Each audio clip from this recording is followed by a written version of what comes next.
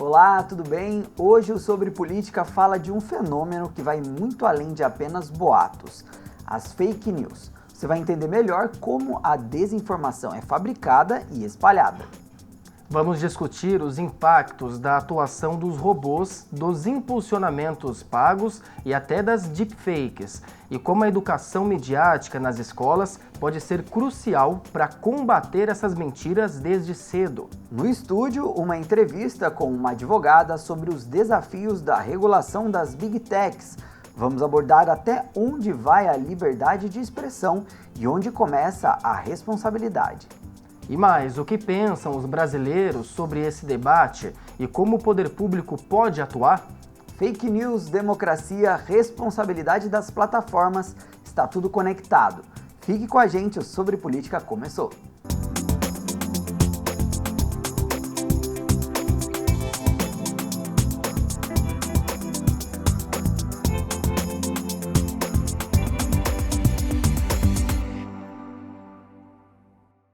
A desinformação é um processo construído passo a passo. Ela se apoia em estratégias que misturam tecnologia, repetição e apelo emocional, criando narrativas que ganham força com rapidez. E na reportagem a seguir, a gente vai ver como esses mecanismos funcionam na prática, dos bastidores da produção ao alcance massivo nas redes. Você vai entender como certos conteúdos falsos conseguem circular como se fossem verdadeiros. Fake news, deepfake, impulsionamento pago, robôs são algumas palavras que estão se tornando bem comuns na era digital. Essas ferramentas e estratégias, no entanto, não estão sendo usadas só para algo positivo. Muitas delas ajudam a propagar informações falsas na internet. O objetivo desses criminosos é alcançar populações em massa. E de que forma que eles fazem isso? De uma forma em escala. Ou seja, eles miram principalmente as redes sociais e os mensageiros. WhatsApp, Telegram, que são os mais famosos ali. Então, geralmente, eles já possuem uma série de grupos, perfis fakes ali, que iniciam essas informações. E o engajamento inicial também é artificial. Até que ele começa a ganhar uma grande proporção nas redes sociais, nos mensageiros e alcança milhões de pessoas em questão de um dia. Dentre essas novas armas, uma tem chamado a atenção pela similaridade com o real, a chamada deepfake. O termo em inglês, que significa falsidade profunda, diz respeito a conteúdos falsos produzidos com um alto grau de elaboração. Nesse caso, a inteligência artificial é usada para gerar imagens, áudios ou vídeos mentirosos, a partir da adulteração de elementos visuais, auditivos e audiovisuais, como a transformação da aparência ou do local, a substituição da voz e a invenção de diálogos. Alguns famosos estão sendo vítimas dessa versão mais sofisticada de fake news. A atriz Giovanna Embank recentemente foi vítima de uma deepfake que a mostrava fazendo publicidade de Botox. Nas redes sociais, ela alertou sobre a falsidade do vídeo. Falar que Botox rejuvenesce? Mentira. Ele apenas paralisa os músculos temporariamente. O problema? Com o tempo, sua pele fica ainda mais fraca e flácida, precisando de doses cada vez maiores. Por mais que pareça, galera, aliás, tá muito convincente, não sou eu. Segundo o relatório global de ameaças D7, Companhia de Segurança da Informação, o uso de deepfakes por cybercriminosos aumentou 335% no segundo semestre de 2024. Começa trazendo algumas informações ali que são verídicas e geralmente são acompanhadas de picos emocionais. Isso é comoção, indignação, e é esse emocional que faz que as pessoas se engajem tanto e passem a perpetuar esses materiais nas redes. Mas o que eu recomendo? Que assim como uma fake news, seja um artigo ou um vídeo, verifique as fontes.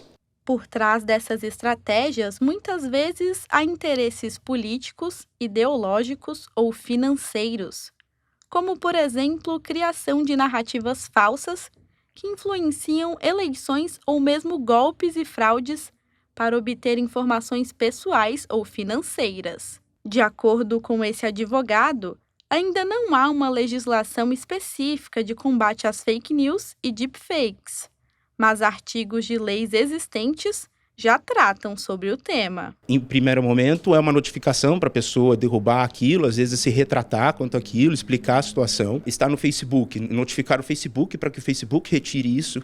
Se estiver no Google, notificar o Google para que o Google retire aquilo.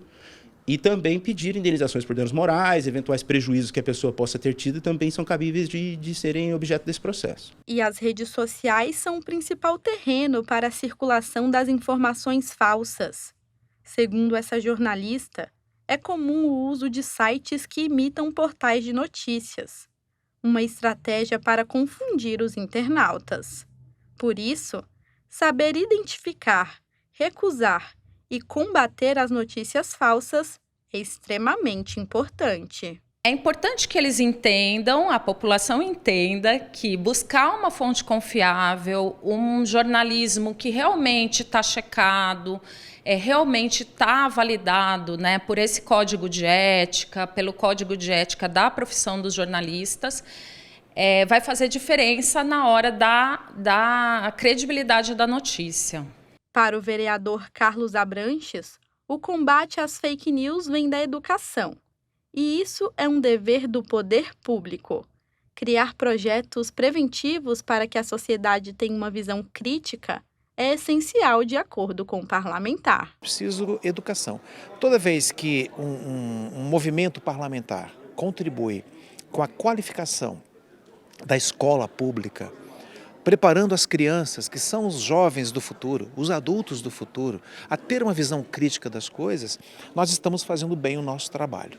Desinformação se combate com informação.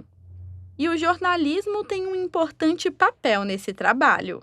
Em tempos de perda de confiança, a jornalista lembra o compromisso dos profissionais da informação em defender a checagem e apuração dos fatos. A gente tem como, né, manual de ética e como um perfil profissional de sempre buscar a informação verídica, checada e confirmada, né, por todos os lados da notícia. Então, esse papel e essa responsabilidade que é próprio, característica do jornalista, ela é fundamental no processo de evitar que a desinformação se espalhe e amplifique. Pois é, e o que chama a atenção, né, Matheus, é como a desinformação se aproveita das emoções humanas, né? Não importa como seja falsa, o quão escrachada seja a desinformação, se ela toca em alguma crença, se ela esbarra em algum medo, ela se espalha muito rápido. Pois é, Samuel, e as plataformas digitais têm uma atuação gigante nisso tudo, viu? Elas amplificam essas narrativas, muitas vezes sem filtros, e é aí que mora o perigo para a nossa democracia. Pois é, no próximo bloco a gente vai falar com uma advogada para expandir um pouco mais desse debate. Não saia daí, a gente volta já.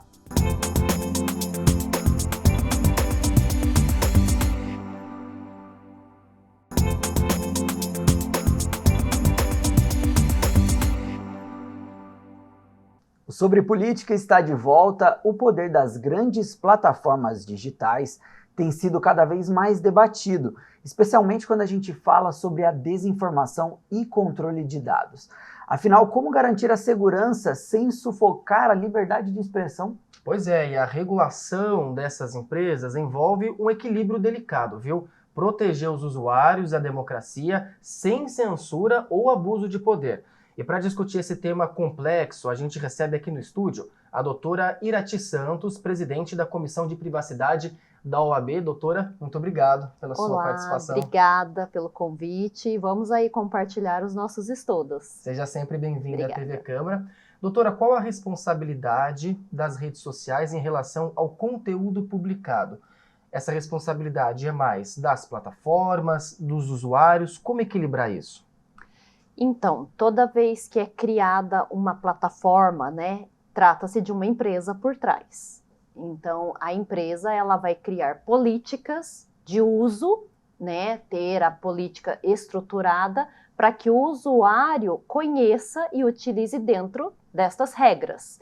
Então, eu falo que a responsabilidade ela é cooperada, é uma responsabilidade em conjunto.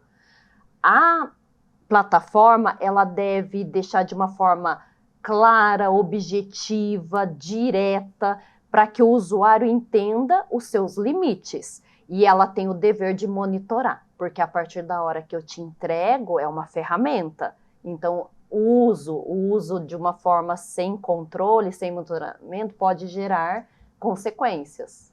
E assim, doutora, sobre esse debate, a gente escuta dois termos que muita gente não entende exatamente para que eles servem e qual é a aplicação deles, que no caso é a responsabilidade direta e responsabilidade indireta das plataformas. O que seriam esses termos e aonde eles se aplicam no caso de algum problema que aconteça, uma publicação indevida? Então, a responsabilidade direta e indireta nesse cenário, nós podemos descrever assim. Responsabilidade direta, porque é o responsável. E a responsabilidade indireta, porque é o dever de monitoramento constante. Então, se não acontecer esse monitoramento, ela vai ser responsabilizada. Vou dar um exemplo. Quando você chega num ambiente, a primeira coisa que a gente faz é o quê? O Wi-Fi, a senha, compartilham como que eu vou conectar. Ao conectar, você vai fazer acessos. Então, tem que ter um armazenamento, porque se aquela pessoa que solicitou o acesso por meio de uma plataforma digital, ele começa a praticar crimes, fazer um uso indevido, então, e não tiver um monitoramento, quem que vai ser responsabilizado? Uma hora vai aparecer o crime, vai estar exposto, aconteceu em tal empresa, um acesso por um site de pedofilia. Então, tem que localizar pelo log de acesso, quem acessou, quem forneceu a senha. Então, através desse controle, você consegue chegar a identificar a responsabilidade direta da empresa, pelo monitoramento, e indireta daquela pessoa que praticou a ação. Doutora, bora se aprofundar nesse assunto. A gente, aqui no Sobre Política, a gente vai às ruas para ouvir a opinião da população de São José sobre esse tema. E a gente conversou com algumas pessoas. Bora conferir? Seja qual for a rede de jornalismo, eu não confio mais. Então eu sigo várias pessoas que eu acredito nas redes sociais. E o dia que vierem bloquear isso, eu acho que vai ser péssimo para a população. Hoje a população sabe o que é direita, o que é esquerda, que até então o nosso país não sabia. Hoje a gente conhece muita coisa de política que antes nós não conhecíamos. E não foi pelo jornalismo, foi pelas redes sociais. Já recebi inúmeras fake news, entendeu? Com cobranças indevidas, pedido de pagamento, transferências, etc. E realmente, como é um tema novo, principalmente para as pessoas assim mais idosas, entendeu? Que não estão muito ambientadas com a internet ainda, eu vejo uma certa dificuldade, inclusive de clientes meus. E você acha que deveria as plataformas apagar esses conteúdos falsos? Como que é definir, por exemplo, o que é certo e o que é errado? Então, aí a gente entra num tema que você acabou de me perguntar aí acerca da liberdade de expressão, né? Eu acho que as decisões sobre esse tema aí têm que ser tomadas caso a caso, analisando caso a caso, para poder a gente não ver violados aí direitos de expressão de outras pessoas, das pessoas envolvidas. Então, sobre o primeiro tópico, né, desacreditar do jornalismo. Eu acho que a gente tem que plantar a semente da confiança, né? O jornalismo no Brasil, ele é respeitado, faz um trabalho excelente de trazer a informação.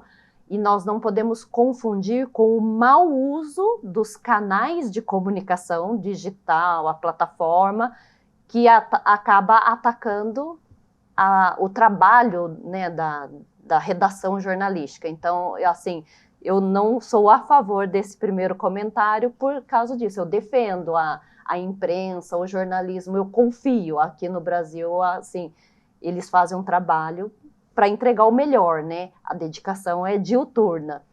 E sobre o segundo ponto, que ele menciona que ele recebeu PIX, cobranças indevidas, o mau uso, aquilo que a gente reitera, né? Então, quando você oferece a plataforma, você tem o dever de fazer esse monitoramento constante.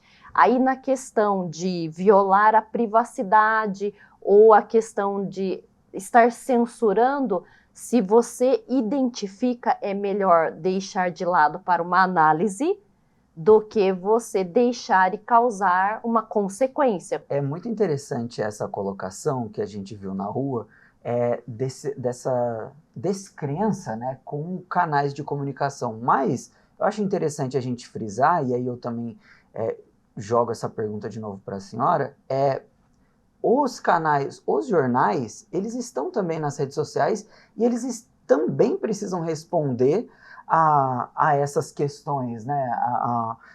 Eles vão ser responsabilizados se eles publicarem algo indevido. Só que isso com o jornalismo já acontecia antes, né?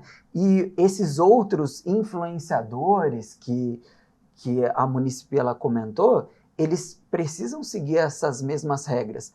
Nas plataformas digitais, empresas, no caso, empresas de comunicação, como o jornalismo, e usuários comuns, pessoas, cidadãos comuns, eles têm a mesma responsabilidade, eles podem ser responsabilizados da mesma forma? Sim, de forma civil ou criminal, dependendo do conteúdo e o alcance, né? Porque se causa prejuízo, dever de indenização. Se causa, né, algo como uma calúnia, vai para a área criminal. Então, a gente fala assim, a responsabilidade monitorada, ela vai gerar consequências. E a gente tem que até alertar, né, que ao postar alguma coisa, faça uma reflexão. Isso é útil, é eficaz, vai contribuir para melhorar algo na sociedade? Posta, né, crie um texto, reflexões, isso é muito importante. Agora, você criar algo não verdadeiro, informações falsas, o ideal é buscar identificar a pessoa e aplicar a responsabilidade para que sirva, né, de um caráter até pedagógico. Doutora, a gente está falando aqui sobre essas penalizações em relação às notícias falsas, tendenciosas, mas afinal, de quem é a responsabilidade por efetuar de fato essas penalizações? O que o poder público pode fazer, de que maneira o poder público pode atuar para garantir uma internet mais saudável? E existe algum lugar, algum país, alguma iniciativa já existente atualmente em que o poder público tem se mostrado eficaz nessa questão da regulamentação da internet? Então, aqui no Brasil, o exemplo que eu sempre passo é o quê? Monitoramento constante e aplicar a responsabilidade. Por quê? A partir da hora que o usuário faz uma postagem e nada acontece, motiva os demais. Então, tendo responsabilidade, levando a termo aquilo que a gente fala, né, identificou e aplicou a responsabilidade, vai diminuindo, né, a questão de entender que a internet é uma terra sem lei. Isso daí já passou, né? Nós temos várias leis, regulamentações, né, a questão da lei de privacidade.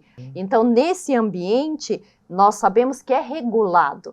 Agora, assim, a título de outros países, né, tem o Japão, que tem mais rigor no uso de canais sociais, né? O que é postado, ele é analisado, revisado. Então, o uso de fotos, né, não é tirado de forma indiscriminada, tem controle. Então, nós temos sociedades bem organizadas, estruturadas, que conseguem fazer esse monitoramento. E no Brasil é possível. Aí, como que nós podemos fazer no Brasil? Criar grupos de trabalho de cooperação, de todos os níveis hierárquicos da sociedade, colocar ali Polícia Federal, Procuradoria, Ministério Público, cidadão comum. Vamos buscar regras e criar um plano de conscientização coletiva. Quero agradecer a doutora pela entrevista, uma reflexão muito importante aqui pra gente hoje. Doutora, muito obrigado, seja sempre bem-vinda à TV. Obrigada. Samu, é interessante a gente ver nessa nossa conversa que todo mundo tem a sua responsabilidade nesse processo. Somos nós, enquanto munícipes, enquanto usuários de rede social e também o poder público. A gente precisa também saber identificar essas notícias falsas para que a gente também não reproduza-as. E nesse conjunto de responsabilidades, com certeza a gente tem uma internet muito mais saudável. Sim, e o que deu para perceber nessa conversa é que esse é um assunto, apesar da internet estar aí há bastante tempo, algumas décadas, a responsabilidade no ambiente digital ainda gera muitas dúvidas, né? As pessoas, elas têm dificuldade de identificar alguma informação falsa, tem dificuldade de identificar de quem é a responsabilização. Então esse é um tema que a gente precisa continuar debatendo bastante, informando o pessoal de casa. E a gente vai continuar falando sobre isso daqui a pouco, viu? A gente vai agora para mais um intervalo. Não saia daí que o Sobre Política volta já.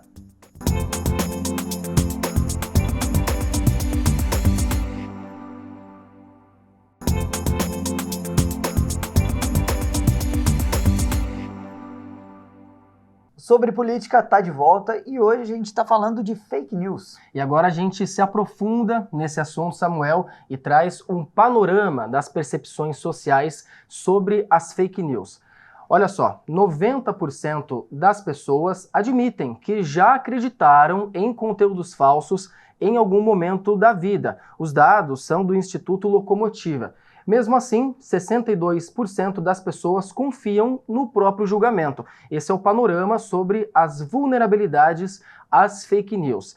E a pesquisa também fala a respeito dos assuntos em que as pessoas mais acreditam. Olha só, os temas das fake news em que as pessoas já acreditaram, 64% das pessoas admitiram acreditar em assuntos relacionados às vendas de produtos, enquanto 63% relacionados a campanhas eleitorais e 62% políticas públicas. E olha só, também tem assuntos relacionados aos escândalos públicos, 62% das pessoas, e por fim, com 57%, assuntos relacionados à economia. E a gente fala também sobre como as pessoas enxergam essa disseminação de informações falsas. É a percepção sobre a disseminação das fake news. Olha só, 80% acreditam em que existe produção financiada, enquanto 65% culpam os robôs e as inteligências artificiais. Para essas pessoas, são esses elementos que são responsáveis por disseminar as informações falsas. E a gente percebe com esses dados, Samuel, que conscientizar as pessoas desde cedo é muito importante. E é aí que entra o papel das escolas. Inclusive a gente foi a algumas escolas conhecer algumas iniciativas relacionadas ao letramento digital. Pois é, antigamente a gente não tinha que se preocupar com isso, mas agora é importante porque o combate às fake news, às informações falsas, começa nas escolas. Vamos dar uma olhadinha. Na era digital em que vivemos, o acesso à informação nunca foi tão fácil. Crianças e adolescentes estão cada vez mais conectados. Mas, junto com as facilidades, surgem os desafios. Como diferenciar fatos de opiniões, notícias de fake news? É aí que entra a educação midiática, um conjunto de habilidades essenciais para interpretar conteúdos corretamente, fazer buscas qualificadas e desenvolver o pensamento crítico. A educação midiática ela vem no sentido de suprir essa demanda, que é da leitura crítica da informação. É você aprender de fato a interpretar, por exemplo, o que é uma notícia, o que é um informe publicitário, o que é uma propaganda, o que é uma desinformação. E a escola tem um papel central nesse processo. É no ambiente escolar que esse aprendizado pode ser desenvolvido para preparar os alunos a serem cidadãos mais conscientes e participativos. Desde pequeno, trabalhando essa criticidade no aluno e ele sendo mais independente, mais autônomo na busca de informações, ele vai com certeza crescer um adulto crítico e saber diferenciar o fato do fake. Um exemplo prático vem do Instituto Alfa Lumen. Durante a pandemia de Covid-19, a partir da explosão de notícias falsas, nasceu o Projeto Verus. A iniciativa prepara alunos do ensino médio para a filtragem e checagem de fatos. O objetivo é levar informação verificada de jovem para jovem, utilizando as redes sociais. O jovem que está ali na internet, que consome muito conteúdo muito conteúdo duvidoso, né? Então, na internet tem de tudo. E aí a gente quer levar um pouquinho de coisas boas, de parte científica, inclusive, que é muito difícil o jovem hoje em dia, principalmente o jovem de baixa renda, ter acesso a muita ciência, informações verificadas, né? A gente consegue falar sobre tudo, porque fake news a gente tem sobre qualquer assunto, né? Então, o propósito mesmo do Verus é levar informações verificadas e de confiança, né? A Júlia e a Emanuela, que fazem parte do projeto, relatam uma mudança significativa na forma como consomem e compartilham conteúdos. Depois que eu entrei no projeto, principalmente, quando eles veem alguma coisa na internet, vê alguma matéria assim, sempre venham a mim para perguntar: você tá sabendo se isso aqui é verdade, se isso aqui é verídico? Então, querendo ou não, uma rede que a gente faz. Eu aprendi a ler muito mais do que eu lia, porque antigamente eu lia muitas histórias de fantasia, assim, igual todo adolescente, né? Só que agora eu tô lendo livros de senso críticos, né? De autores que têm senso crítico. A Câmara defende que a educação midiática precisa ser uma estratégia conjunta. Projetos de lei já discutem a inclusão do letramento digital no currículo escolar, para que o tema seja abordado desde cedo na rede pública. A tecnologia está aí, não tem como tirar a tecnologia do mundo, e no processo de ensino-aprendizado ela é bem-vinda desde que seja bem utilizada, né? Não é à toa que também tiraram um pouco do celular das escolas, porque não é só ter um celular e ter acesso, você precisa aprender a lidar com a mídia, é trazer para o currículo, é trazer a discussão, é saber utilizar, ensinar os alunos a utilizar as redes sociais, né? Para que eles possam ver, enxergar o que é mentira, o que é fake news, para que eles possam fazer um conteúdo bem feito, para que eles possam acessar para investigar, para trazer informações necessárias. O debate sobre educação midiática também passa pela questão da desigualdade digital. Garantir a democratização do acesso à tecnologia e à internet é um passo primordial. Investir em educação midiática é investir na formação de cidadãos mais conscientes. Aprender a usar as ferramentas digitais de forma positiva e responsável contribui para uma sociedade que exerça a cidadania de forma plena e segura. Para que eles não virem reféns, não acreditem em qualquer influencer, né, em qualquer fala, para que eles sejam, é o que a gente sempre fala na educação, autônomos e críticos. E isso se ensina. Então, precisa entrar com a educação midiática para ensinar a criança e o adolescente. E é essencial que o letramento digital seja prioridade nas escolas, para que assim os alunos, desde cedo, saibam questionar o que leem e o que veem, e assim a gente combater a proliferação das fake news. Tudo isso começa desde cedo. E como a gente está pontuando aqui desde o início do nosso programa, é um conjunto de fatores. Todo mundo tem a sua responsabilidade. Usuário de rede social, a gente enquanto munícipe e também as próprias plataformas digitais. E a gente deu uma olhadinha também ao longo do programa que as pessoas ainda estão se acostumando a esse ambiente digital, ainda não são claras as ferramentas que elas têm, né? Não é clara para todo mundo, né, quais são as ferramentas para identificar essas fake news. Por isso, o letramento digital, o combate às fake news desde cedo, é tão importante. Exatamente. Mas o Sobre Política de hoje fica por aqui. Se você quiser rever esse ou outros programas aqui da grade da TV Câmara, é só entrar no nosso YouTube, youtube.com/tvcâmara-sjc. Também acompanha a gente pelas redes sociais. Lá você consegue acompanhar a gravação dos bastidores de todos os programas aqui. Dá uma olhadinha e fazer algumas sugestões pra gente também. É o @tvcâmara-sjc. Tchau, pessoal. Até mais. Até mais.